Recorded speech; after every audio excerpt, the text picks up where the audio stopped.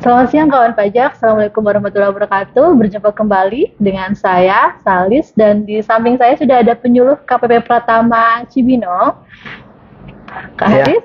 ya halo selamat siang kawan pajak, perkenalkan saya Aris. Jadi hari ini kita mau bahas apa nih? Oke, kita balik lagi di acara Tech Talk ya Kak Haris ya. Hari ini kita masih membahas materi yang sama ya, temanya dengan episode yang lalu, yaitu tentang CITAS. Tapi kemarin kan kita episodenya itu registrasi nih Kak Haris nih. Sekarang Ya. kita episode sudah ganti, yaitu episode pembayaran dan juga pelaporan SPT. Oke, siap nih Kak. Jadi disclaimer ya, jadi CITAS ini akan diimplementasikan rencananya mulai 1 Juli 2024. Nah, jadi belum digunakan sekarang ya. Jadi informasi yang akan disampaikan ini bisa saja berubah nantinya. Oke, betul sekali Kak Haris. Sekarang kita mulai dari proses bisnis pembayaran terlebih dahulu ya Kak ya. Oke. Boleh yang meliputi apa aja nih Kak untuk bisnis pembayarannya? Ya, jadi ruang lingkup pembayaran pajak adalah pembuatan kode billing, pembayaran, dan pengajuan pemidanabukuan, pengembalian kelebihan pembayaran pajak, dan pemberian imbalan bunga. Oke, jadi nggak cuma tentang NTPN aja ya Kak ya? Iya, betul Kak. Jadi pembayaran meliputi juga pembayaran via PBK, juga pengajuan restitusi dan imbalan bunga. Kemudian nih Kak Haris, yang baru di probis pembayaran ini untuk CITAS kedepannya seperti apa aja? Ya, jadi ada banyak nih ya hal baru. Yang pertama, kode billing ini multi akun. Jadi saat ini satu kode billing itu digunakan hanya untuk satu kode akun dan satu kode jenis setoran. Nah, sehingga menambah beban administrasi wajib pajak. Ini dianggap kurang efisien. Jadi misal wajib pajak ingin store PPh final UMKM 12 masa pajak, nah sekarang wajib pajak harus buat 12 billing. Nah, untuk memudahkan wajib pajak dalam melakukan pembayaran beberapa jenis pajak, nanti akan diatur terkait kode billing multi akun. Jadi satu kode billing dapat digunakan untuk satu atau beberapa jenis setoran pajak. Nah, kode billing multi akun digunakan untuk pembayaran SPT dan tagihan pajak.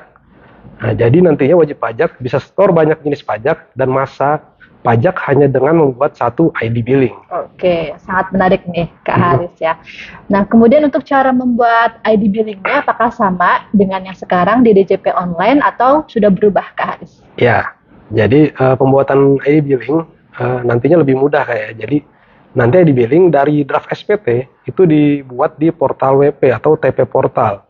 Tahapannya itu wajib pajak mengisi SPT sehingga SPT menjadi kurang bayar. Lalu wajib pajak diberi pilihan, jika saldo deposit pajak cukup, maka wajib pajak memilih store via deposit atau buat billing. Nah, jika deposit tidak cukup, maka wajib pajak membuat billing.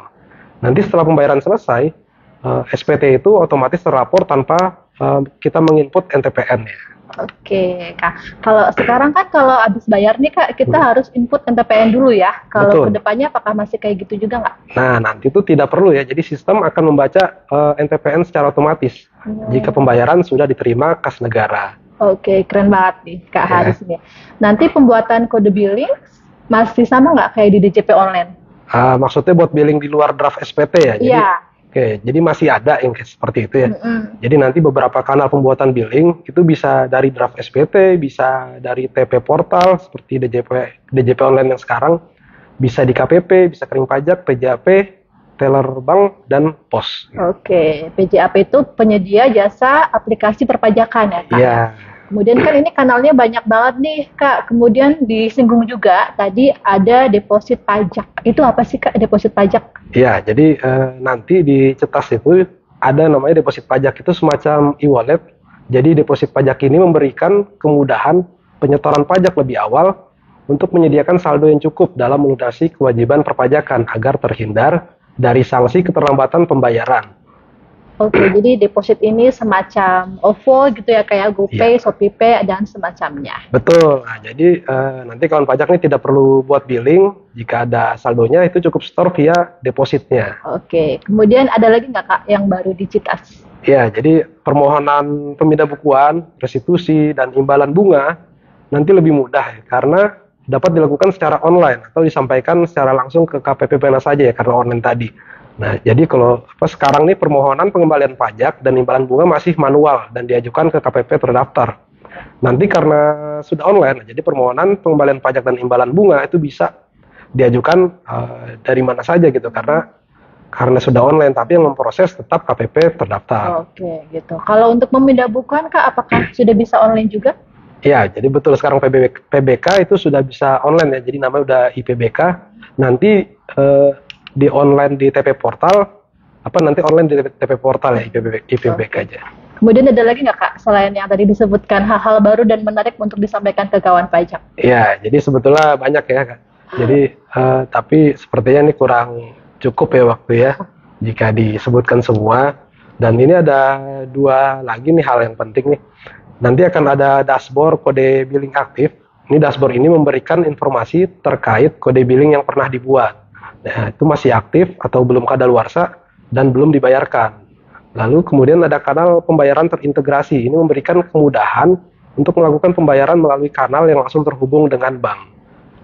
Gitu. Oke, baik. Jadi sebenarnya kawan pajak ya, nanti bakal banyak aturan dan sistem yang berubah ya Kak ya di proses bisnis pembayaran ini. Betul. Jadi nanti kita tunggu saja ya di 1 Juli 2024 ya. 2024 ya. Kalau nggak berubah ya Kak ya. Kalau belum berubah. Baik, tadi kan kita telah membahas tentang probis pembayaran nih kawan pajak. Sekarang kita akan membahas mengenai probis pelaporan SPT. Nah, ini hal baru yang berubah apa aja Kak? Ya, jadi ini juga ada banyak yang akan berubah. Di sini kita sebutin beberapa saja ya. Jadi yang pertama, itu ada fitur perhitungan angsuran PPh pasal 25. Nah, nanti pada portal wajib pajak, itu tersedia alat bantu perhitungan PPh pasal 25 yang dapat digunakan oleh wajib pajak bursa, BUMN, BUMD, bank, dan wajib pajak lainnya, berdasarkan laporan keuangan yang dilaporkan ke otoritas terkait.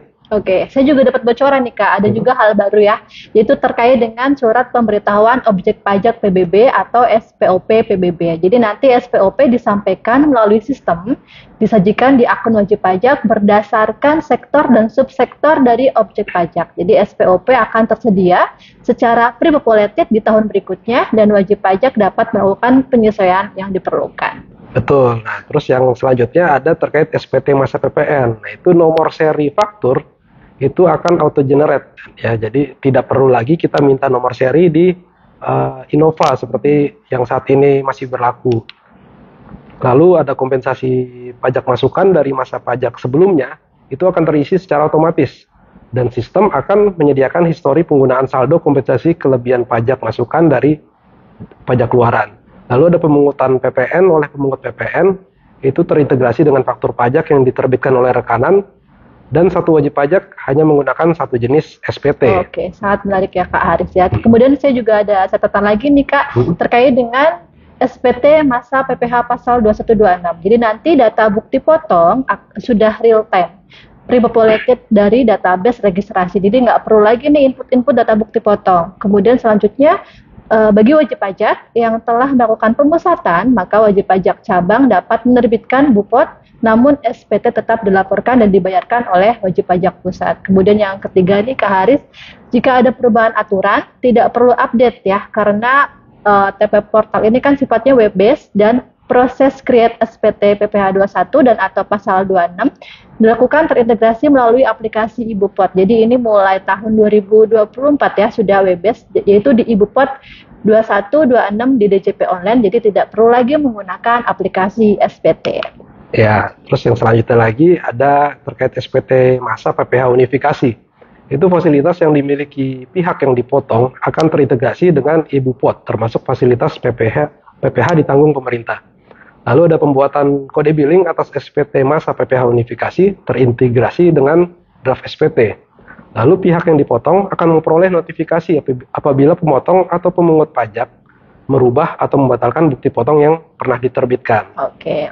Kemudian selanjutnya nih kawan pajak terkait dengan SPT tahunan badan, nantinya wajib pajak akan mengisi SPT dimulai dari induk dengan menjawab pertanyaan, kemudian lanjut ke lampiran yang dipersyaratkan berdasarkan jawaban pertanyaan wajib pajak di induk. Kemudian untuk laporan laba rugi, pada laporan keuangan telah tersedia format terstandarisasi dan terintegrasi pada lampiran 1 dan mencakup 12 sektor usaha. Jadi nggak perlu lagi buat sendiri dan upload laporan keuangan ya, seperti yang sekarang. Kemudian ada lagi nih kawan pajak, seluruh bukti potong yang diterbitkan oleh pemotong akan terpopulated ke dalam SPT tahunan badan. Jadi nggak perlu input manual Bupot sebagai kredit pajak seperti saat ini.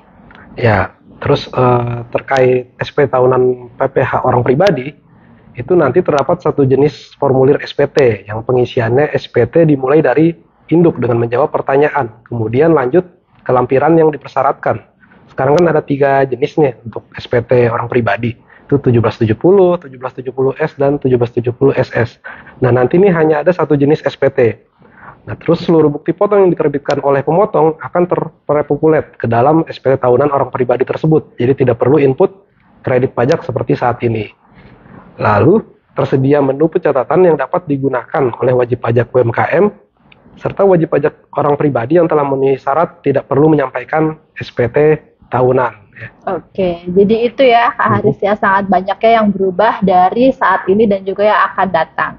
Kita tunggu kawan pajak launching dari Citas ini, dan ada satu lagi nih yang penting. Nantinya akan ada hanya satu aplikasi untuk pelaporan, yaitu TP Portal ya. Untuk sementara namanya adalah TP Portal. Kedepannya kita masih belum tahu ya namanya apa. Kita tunggu aja launching dari Citas ini.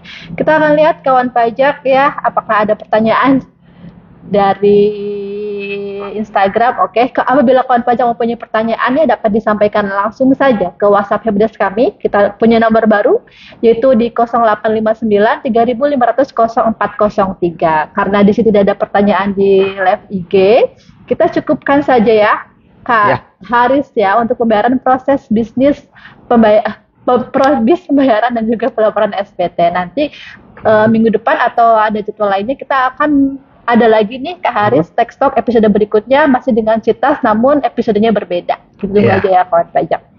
Jadi nanti bagi kawan pajak yang butuh informasi lebih lanjut bisa menghubungi WA kami atau datang ke Helpdesk kami Pratama Cibinong. Oke. Cuma memang untuk Citas ini memang kan masih nanti ya. Jadi memang untuk informasinya memang masih terbatas karena kita masih menunggu realisasinya nanti di bulan Juli nanti. Oke, kita tunggu aja ya Kak Haris ya. Baik.